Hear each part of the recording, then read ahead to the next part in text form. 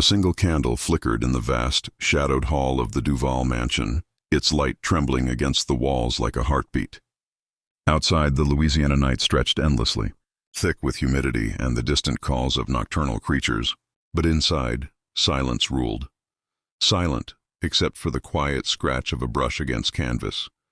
Whoever dared to wander the grounds after dusk would swear they heard whispers carried on the wind, voices that seemed to speak of secrets too dark to be named.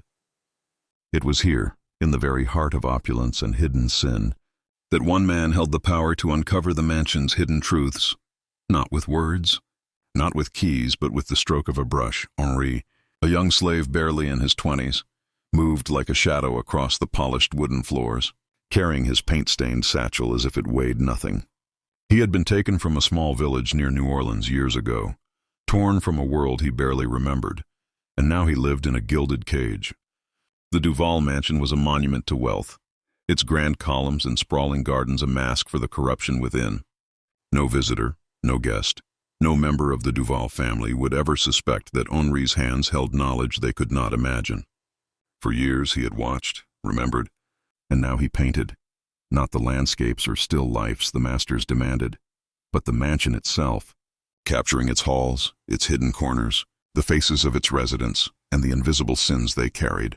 Each painting was a secret, a coded map of treachery and desire, of whispered schemes and forbidden rendezvous, hidden beneath layers of oil and pigment. And each night Henri wondered if the walls themselves were watching him back. But before we continue this disturbing story, make sure you hit that like button, subscribe to the channel, and share this with someone who loves hidden stories. It helps bring more of these untold truths to light. The Duval family, for all their grandeur, was a tapestry of contradictions. Monsieur Pierre Duval, the patriarch, carried himself with an air of aristocratic pride, yet beneath the fine suits and silver cufflinks was a man consumed by gambling debts, illicit affairs, and an insatiable appetite for control. Madame Marguerite, his wife, moved through the halls with the grace of a queen but possessed the ruthlessness of a viper, guarding her secrets with cold precision. Their children, Henri had learned to count them not by age but by the subtle cruelties they inflicted on one another, were shadows of their parents, each driven by inherited vanity, ambition, and malice. It was within this microcosm of power and decay that Henri's art found its purpose. Each portrait, each hallway, each small vignette captured more than appearance. It captured truth. Henri had discovered his talent by accident. As a child, left to play in the abandoned servants' wing while the Duvals entertained wealthy guests, he had found scraps of canvas and leftover paints. The first attempt had been crude, a simple depiction of a candelabra, but it had sparked a fire within him. He painted to survive, first to amuse the children of the household, then to satisfy Monsieur Duval's insistence that his estate appear picturesque in all depictions. But Henri's eyes were sharp. He noticed the tiny things, the locked drawer in the study, the way Madame Marguerite's hand trembled when she thought no one was watching, the furtive exchanges between servants and guests in the shadows of the ballroom. These details became his obsession, and so what began as a duty became a clandestine mission, to document, in plain sight, the hidden life of the mansion. The first time Henri realized the power of his gift, it was almost accidental. He had been asked to paint a portrait of young Eloise Duval, the youngest daughter, in her sunlit nursery. As he worked, his brush captured more than her features. It revealed the tension between her governess and a visiting guest, the slight jealousy in her mother's gaze, the silent worry in her father's posture. When Monsieur Duval later looked at the finished painting, he admired only Eloise's rosy cheeks, never noticing the subtle truths embedded in the background, the way Henri's brush had recorded betrayal without a word. From that day, Henri understood that while others saw beauty, he could see secrets, and through his art, he could preserve them. But keeping secrets was not without danger. The mansion had eyes everywhere, other slaves who whispered for a moment too long, guests who noticed one too many glances, even Monsieur Duval himself, whose temper could flare like lightning at the slightest hint of insubordination. Henri learned to hide his work, concealing his canvases beneath floorboards, inside false panels of furniture, and behind walls in his quarters. At night, when the house fell silent, he would retrieve them and continue, each brushstroke a heartbeat of rebellion, a silent testament to what no one else dared document. He painted the hidden wine cellar, the servant passages, the secret meetings in the library, and the faint stains on the carpet that told of quarrels, betrayal, and sometimes worse. His art became a diary of the mansion's soul, a truth the Duvals could not recognize but could never fully escape. It was in the spring of 1851 that Henri discovered something that would change everything. While painting a new mural in the East Wing, an area of the mansion generally reserved for guests, he stumbled upon a door cleverly concealed behind a tapestry. The door was locked, but the key had been carelessly left in a side drawer, a mistake born of arrogance or overconfidence. Henri's heart raced as he opened it, revealing a small study filled with papers, ledgers, and documents that spoke of schemes he could barely comprehend. Debts, clandestine transactions, letters from distant relatives pleading for assistance, and ominous notes that hinted at hidden alliances. It was more than secrets. It was evidence. The mansion, it seemed, was a web of manipulation, and Henri, silent and unseen, now held the pen, or brush, that could trace every thread. As the days passed, Henri's routine grew more perilous. The Duvals began hosting more frequent gatherings, their soirees glittering with fine gowns, crystal chandeliers, and laughter that masked the rot beneath. Henri moved among them like a ghost, brush in hand, recording gestures, glances, and whispers. He painted the grand ballroom, capturing the sway of dancers and the furtive glances exchanged across polished floors. In the kitchens, he observed the cooks and servants, noting tensions and small betrayals. Even in the private chambers where he was occasionally summoned to paint portraits, his eyes recorded everything: the slight tremor of a hand, the curve of a smile that concealed disdain, the anxious glances toward locked doors. Each image was a secret locked away in color and texture, a silent chronicle of a household built on appearances but rotten inside. Yet Henri was not without allies. Among the older slaves, some sensed his talent, though few understood its depth. They offered quiet warnings, whispered advice about which doors to avoid, which rooms held danger, and which servants could be trusted. He learned to navigate the house not only with skill but with intuition, understanding the rhythms and routines that governed every corridor, stair, and hall. Henri's existence became a dance of shadows, his brush a weapon and shield in a world that had no space for his voice. Winter came, heavy and oppressive, and with it an air of tension settled over the mansion. Letters arrived from distant relatives, bringing news of deaths, inheritances, and disputes that threatened the fragile balance of power within the Duval family. Henri painted them all, the worried frown of Monsieur Duval as he read a letter in the study, the distant look in Madame Marguerite's eyes as she pondered strategy, the restless energy of the children as they sensed the tension in the air. But the most dangerous painting was one Henri kept hidden, a depiction of a secret meeting he had witnessed in the library, where Monsieur Duval met with a stranger whose intentions were clearly sinister. The stranger's eyes, cold and calculating, met Henri's in his memory, and he could almost feel the weight of discovery pressing down on him. That single image, carefully painted, might one day serve as proof of treachery or as a death sentence if discovered. Henri's nights became a blur of brush strokes and whispered prayers. He painted by candlelight, listening to the house creak and sigh, each groan of wood a warning, each distant footstep a potential threat. And yet, amidst the danger, he found moments of beauty, fleeting glimpses of light streaming through the grand windows at dawn, the gentle sway of moss-laden oaks surrounding the mansion, the rare laughter of the children unburdened by the weight of adult deception. These moments found their way into his art, reminders that even in darkness, truth and beauty could coexist. But above all, Henri's paintings remained records of secrets, of power, greed, love, betrayal, and fear, truths the Duvals would never willingly reveal. And so, night after night, Henri painted. The mansion became his canvas, and the world he documented existed only in the strokes of his brush. Each hidden corridor, each whispered conversation, each shadow in the corner of a room became immortalized in paint. Yet, as the paintings accumulated, so too did the danger. Secrets, Henri knew, were fragile things. They could unravel with a careless word, a curious glance, or a hand that discovered the wrong canvas. But Henri had a purpose beyond survival. He had a mission. Through art, he held the power to expose the mansion's truths, to give voice to those silenced, and perhaps one day to change the course of lives bound within the gilded cages of wealth and deception. And deep in the Louisiana night, the Duval mansion continued to breathe and whisper, unaware that its greatest chronicler moved among them unseen, his brush capturing everything, hiding nothing.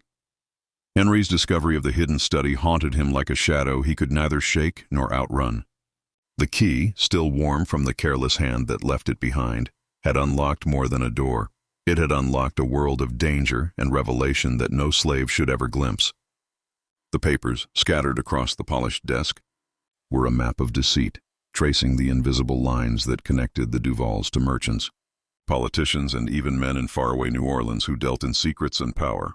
Each ledger, each letter, revealed a mansion that was not merely a home but a hub of ambition and manipulation.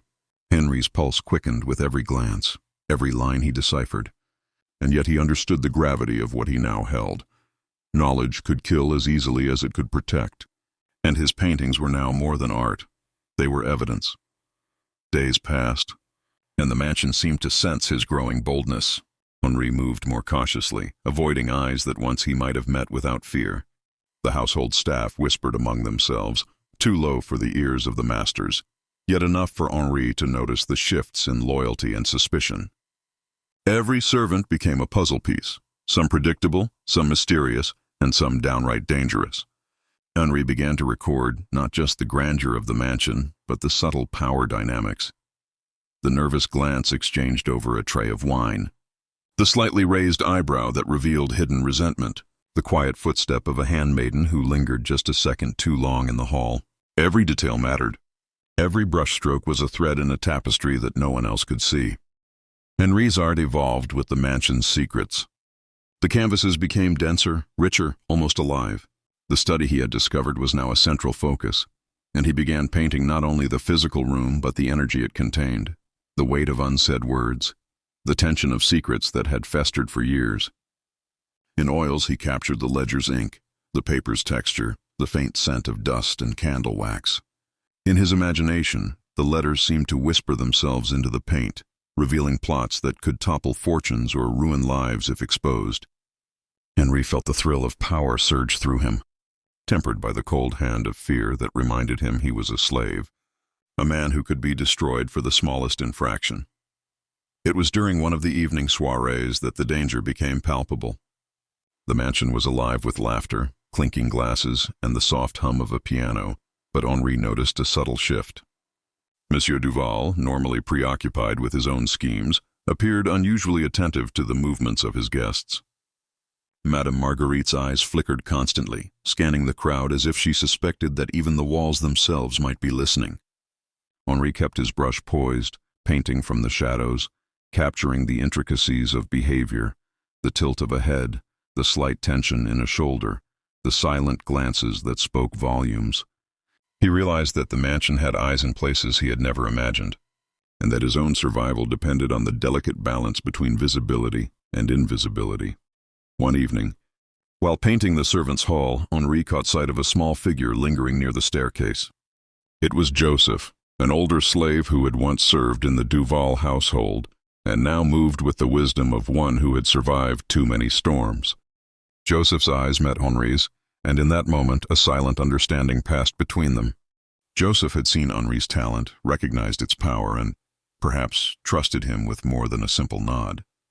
Over the weeks, Joseph began guiding Henri, teaching him how to navigate the hidden pathways of the mansion, the narrow corridors behind the kitchens, the trapdoors concealed beneath rugs, the small ventilation shafts through which whispered messages could travel.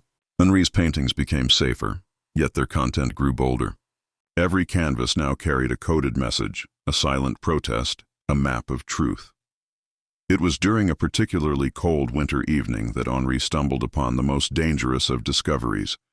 While painting the east wing, he noticed a faint crack in the paneling of a private sitting room. The crack was subtle, almost imperceptible, yet Henri's practiced eye saw it immediately. Behind the panel, he found a small compartment containing letters, receipts, and documents far more incriminating than anything he had previously discovered. They revealed not only the Duval family's financial manipulations, but hinted at darker dealings, arrangements with men whose names were spoken in hushed tones, men who dealt in vice, coercion, and betrayal. The ink on the letters seemed to burn in Henry's eyes. The implications were staggering.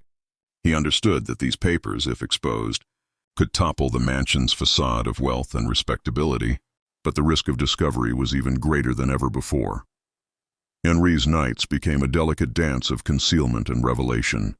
Each painting session required careful planning, careful observation, and a relentless attention to detail.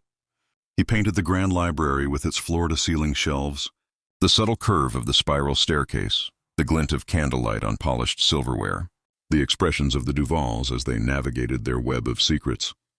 Yet amidst the tension, Henri also captured fleeting moments of humanity, the soft laughter of the children, the quiet companionship of trusted servants, the beauty of light filtering through stained glass windows at dawn.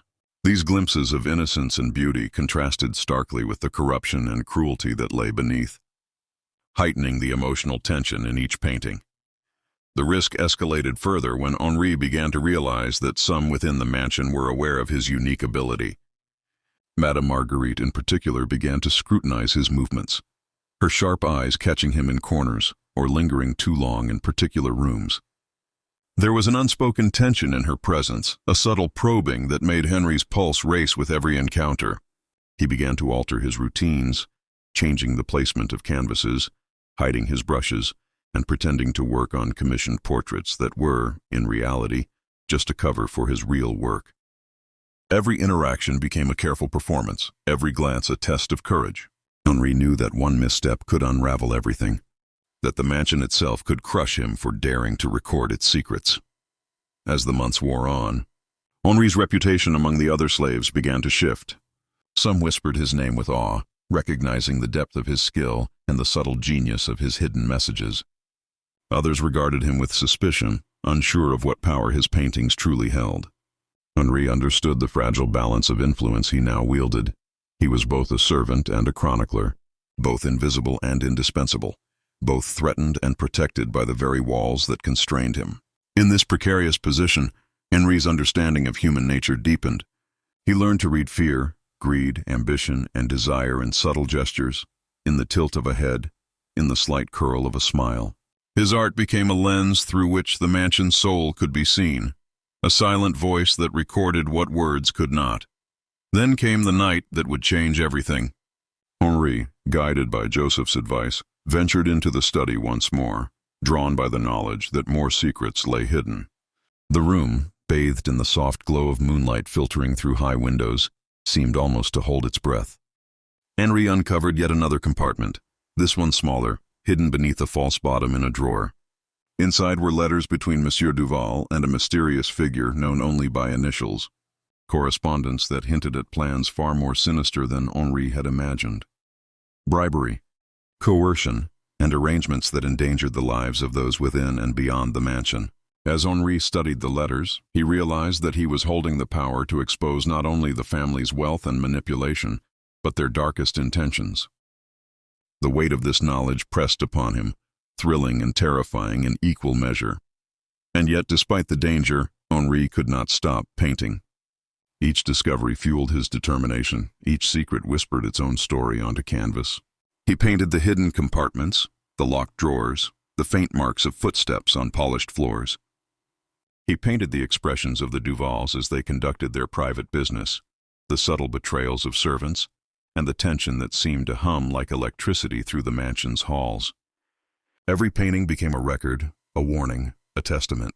Henri understood that while he was a slave in body, in spirit and in art he was free, free to record the truth, free to expose the hidden layers of power, fear, and desire that defined the mansion, free to ensure that even if his voice were silenced, his brush would speak. But freedom, Henri knew, came at a cost. Each stroke of the brush, each hidden compartment discovered, each secret captured on canvas, brought him closer to discovery. The Duval's world, so rigid and controlled, did not tolerate those who saw too much. Yet Henri pressed on, driven by a mixture of fear, curiosity, and a growing sense of purpose. He painted not only to survive, but to bear witness, to record a history that the world would otherwise never see. And as the candles flickered in the mansion's vast halls, casting long shadows that seemed to move with a life of their own, Henri continued his clandestine work, fully aware that one misstep could destroy him, yet knowing that the truth demanded to be seen, even if only through the silent eloquence of paint. It was a strange sensation, one he couldn't explain. The corridors seemed to murmur when he passed. The chandeliers trembled slightly, though no breeze touched them, and the old portraits that lined the grand hall seemed to follow his every move with eyes painted centuries ago. Even the wood of the floors creaked differently now, as though it were whispering warnings in a tongue only he could hear. The Duval mansion, with all its luxury and elegance, had begun to feel alive, breathing, observing, waiting. And somewhere deep within, Henri knew that its heart was not stone or timber, but a secret. A living, pulsing secret that had thrived on generations of deceit. The discovery of the hidden letters had changed everything. Henri could no longer look at Monsieur Duval without seeing the darkness that clung to him like a second skin. The patriarch's smile was too measured, his words too precise, his eyes too cold. Each morning, Henri was summoned to paint, sometimes a family portrait, sometimes the stillness of the veranda or the reflection of the mansion's pond, and every time Duval watched him more closely. There was suspicion now, a subtle sharpness in the man's tone when he spoke Henri's name. Henri's brush never trembled, but his heart did. He painted calmly, elegantly, pretending ignorance, even as his mind raced through the hidden compartments, the coded letters, the growing web of knowledge he had pieced together. Joseph had warned him, "Ain't no secret that stays safe forever, boy. Paint the truth, but don't let the truth paint you." Those words became Henri's mantra as he worked. Yet the temptation grew unbearable. There were moments when he longed to reveal everything, to rip open the veil of lies and expose what he had seen. He imagined the faces of the Duvals when confronted with their own sins, the shock, the ruin, the justice of it. But then he would remember the lash, the blood, the silence that followed the breaking of rules, and he would return to his quiet rebellion. One afternoon, as sunlight filtered through the tall windows of the parlor, Madame Marguerite requested a portrait of herself. She sat by the window, her posture regal, her expression detached. Henri arranged his palette, pretending calm. Her presence was like a blade, beautiful but dangerous. "You have a steady hand," she said without looking at him. "Your eyes see more than most." Henri's fingers tightened around the brush. "Only what I am told to see, ma'am." She turned to face him, her gaze piercing. "And what if you were to see something you were not meant to? What would you do with it?" The question hung in the air like a noose. Henri felt his throat tighten. He wanted to answer truthfully, that he would capture it in paint, bury it in color and shadow, but he knew that even a breath of truth could destroy him. So he bowed slightly, eyes lowered. "I am a servant, ma'am. I see nothing that is not for me." Madame Marguerite smiled faintly, her lips curving without warmth. "Good, keep it that way." For the rest of the sitting, neither spoke, but Henri could feel her gaze like fire on his skin, studying him, weighing him. When she finally dismissed him, his legs trembled as he walked away. He knew then that she suspected something, not what, not how much, but something. That night, Henri returned to his quarters, heart pounding. The paintings hidden beneath the floorboards seemed to hum in the dark, alive with secrets. He lifted one carefully, a depiction of the grand ballroom, glowing in the light of 100 candles. To anyone else, it was simply a celebration scene. But Henri knew what it truly showed. The reflection in the window where two men shook hands in secrecy, the faint outline of a document exchanged, the subtle tension in the faces of the Duvals as they smiled for their guests. Every detail was coded, every truth buried in plain sight. He could not destroy these works. They were his voice, his rebellion, his soul. But someone had been in his room. He saw it immediately, the tiny shift in the floorboard he always placed precisely, the faint smear of dust where a hand had brushed. Someone had searched. Henri's blood ran cold. He checked each painting, each hiding place. Nothing was missing, but whoever it was, they knew something was here. And if they told Duval, it would all be over.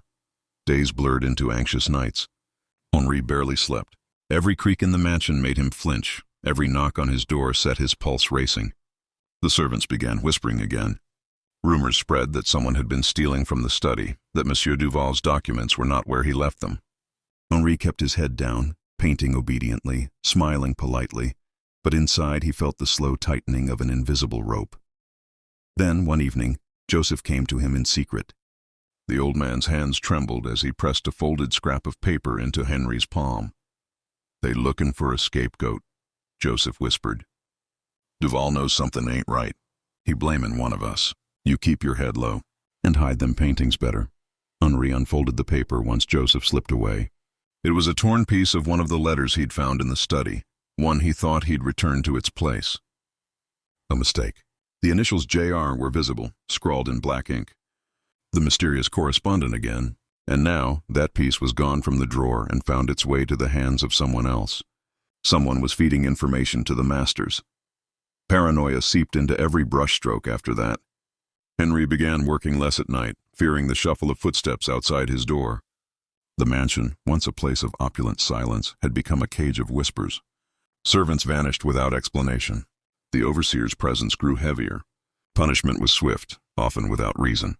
One evening, a maid named Elise, one of the few who had ever spoken kindly to Henri, was dragged into the courtyard and whipped for theft. Henri knew it was a lie. The true theft was knowledge, and someone was trying to root it out.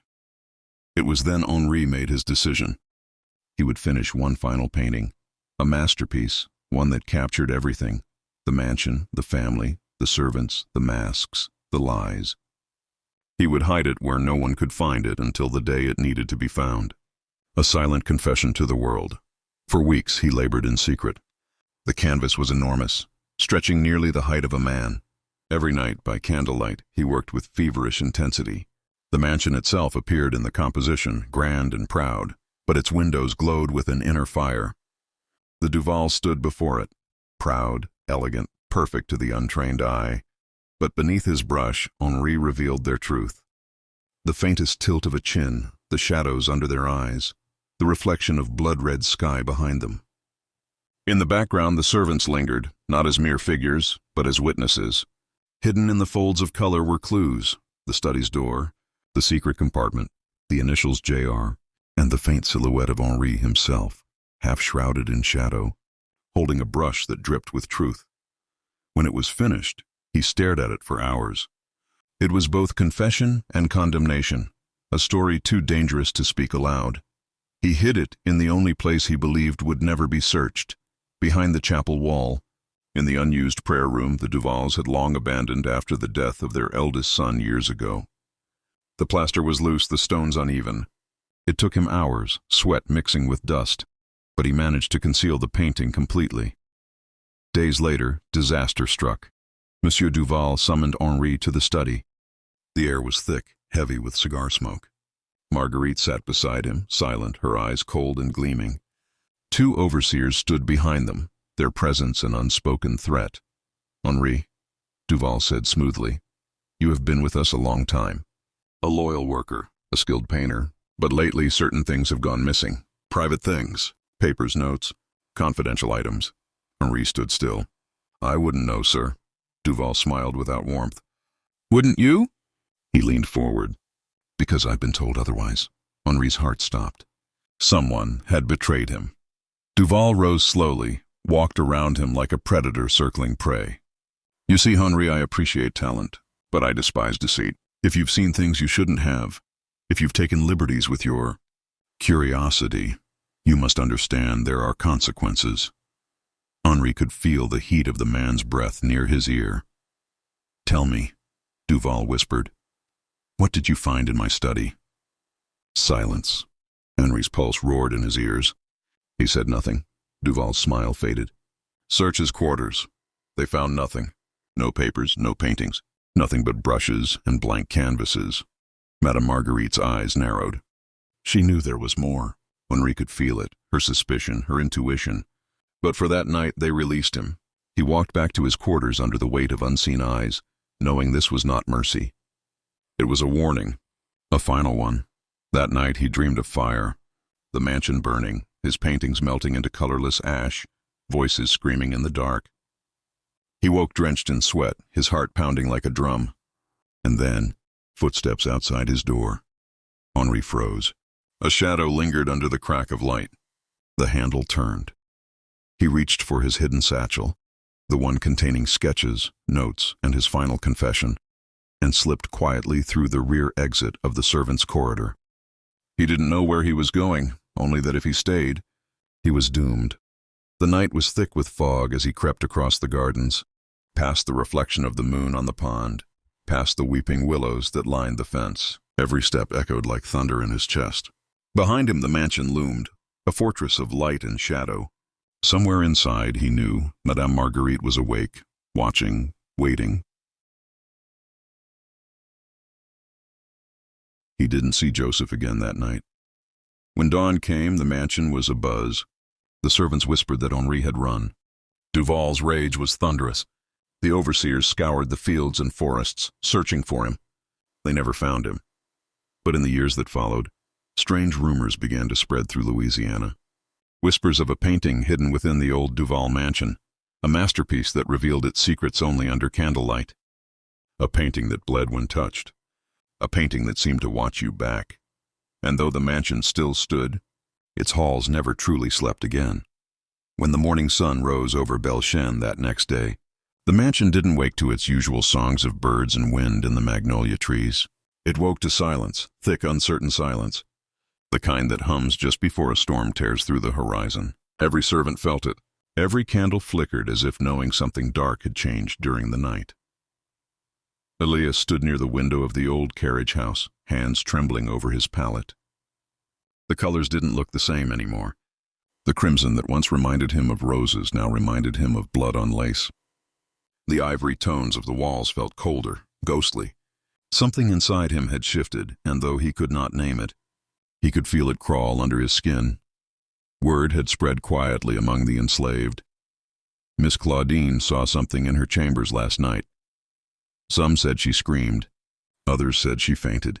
A few whispered that she saw a figure standing by the mirror, and the reflection did not match her own body. Nobody knew what truly happened, but when Claudine walked into the parlor that morning, her face looked as if she hadn't slept in days. "Elias," she said softly, her tone stripped of its usual cold poise. "Come with me."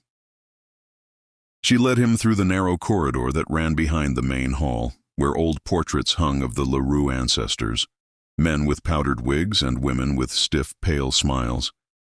Their painted eyes seemed to follow them as they passed. Claudine stopped at the last door, one that Elias had never been allowed to enter before. She hesitated before opening it. Inside was a small gallery, a private one. The walls were lined with paintings that Elias had never seen before. Some were from France, others looked older, European, perhaps Italian or Spanish. But in the center stood one painting covered with a black velvet cloth. Claudine reached for it, her hand trembling. "This," she whispered, "was painted by my great-grandfather. No one in the house is allowed to touch it. My father said it was cursed. But last night, when I looked into my mirror, I saw this painting in the reflection behind me. And there was a face that was not my own." She pulled the cloth away. The painting beneath was haunting. It showed the same mansion, Belshan, only darker. The trees outside were dead, the sky blood red. The windows glowed with orange fire, and standing in front of it was a man whose face was obscured by shadow, but whose eyes, painted in faint streaks of white, seemed alive. Elias took a step closer, his breath catching in his chest. He knew that face. He had painted those same eyes many times. But not from this life, from his dreams. Claudine's voice trembled. "You've painted that same figure in my ballroom mural, haven't you?" Elias didn't answer. He couldn't. His pulse thundered in his ears. That shadowy figure, appearing again and again in his mind, on his canvas, in his sleep. It wasn't a creation. It was a memory. That night, as thunder rumbled far away over the bayou, Elias lay awake on his thin cot. He stared at the ceiling beams, tracing the cracks with his eyes. A thought kept gnawing at him. What if the mansion wasn't just hiding secrets? What if it was alive, feeding on them? He rose quietly, slipping on his shirt, and crept through the corridor. The house seemed to breathe as he moved, its wooden boards sighing under his feet. He made his way to the grand ballroom, the place where he had spent weeks painting beauty over rot. The moonlight poured in through the high-arched windows, gliding over the gold leaf and the fading frescoes. And then he saw it. In the far corner of the mural, where he had painted a reflection of Claudine's family, A noble dinner scene under chandeliers. Something had changed. The reflection had warped. One of the painted figures, the shadowy one again, had stepped forward, closer to the surface. Its painted hand now rested against the wall as if trying to push through. Elias stumbled back, his heart hammering against his ribs.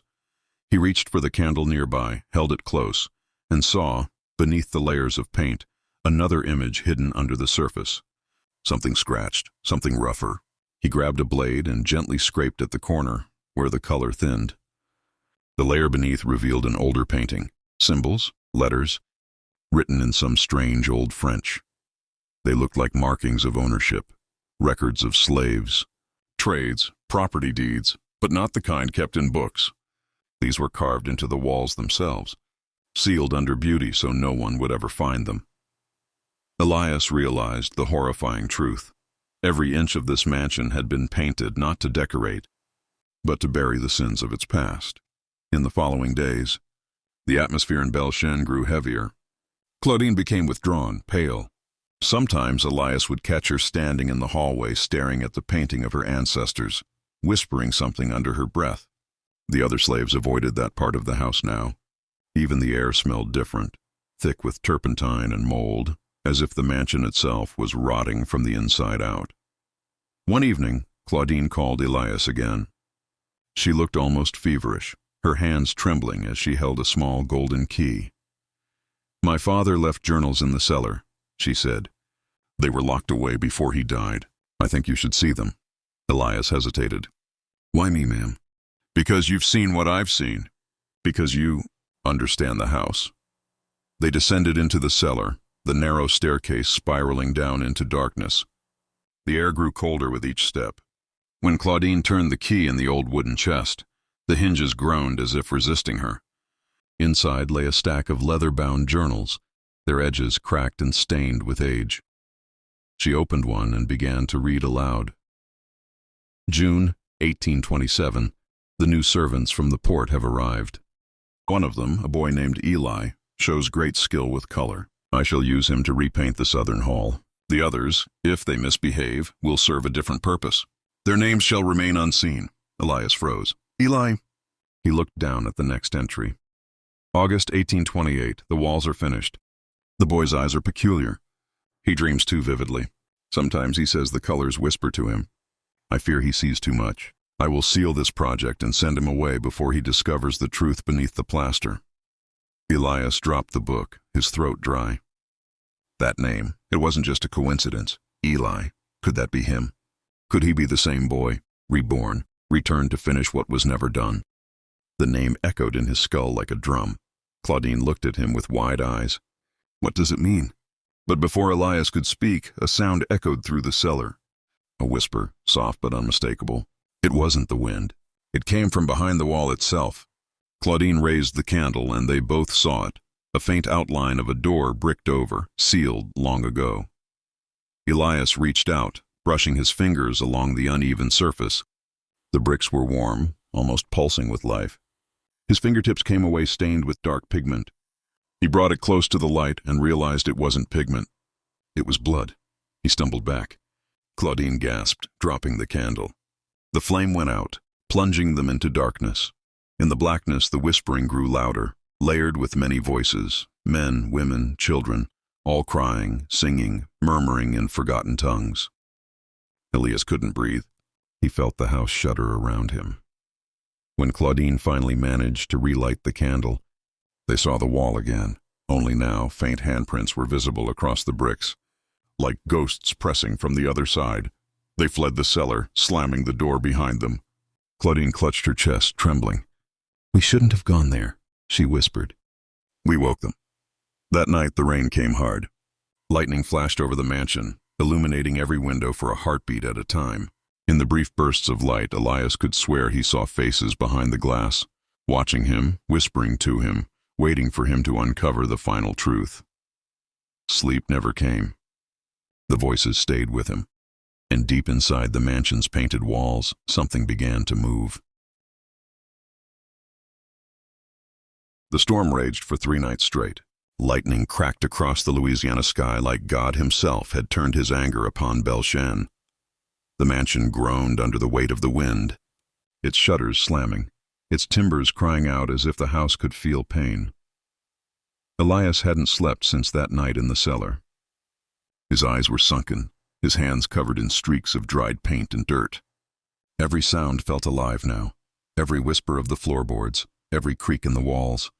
He could no longer tell where his imagination ended and the mansion began. He sat alone in the ballroom, staring at the great mural he had spent months perfecting. By now the once golden hues had turned to rusted crimson, the whites to bone.